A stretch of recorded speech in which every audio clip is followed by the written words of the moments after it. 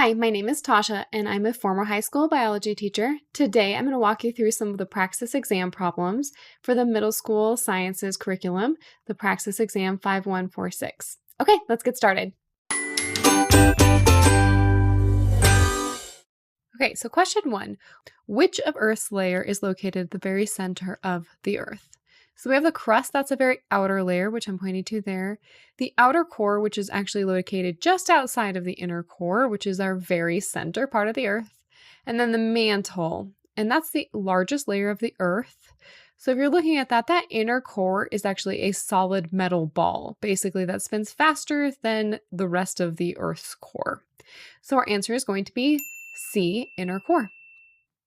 Okay, so problem 2, which of the following types of fronts involves warm air mass being trapped between two cold air masses? So let's talk you through these 4 different types of fronts.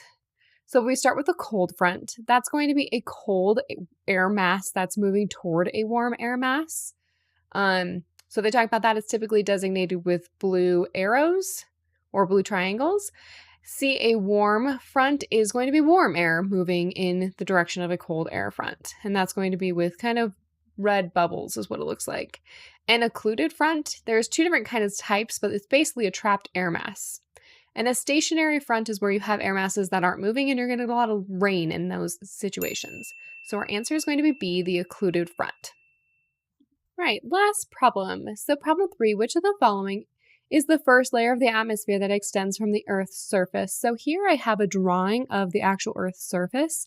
So you're going to let's look at all of these different types. So the troposphere is our answer. It's the lowest layer. Let's look at the exosphere, which is actually the outermost layer.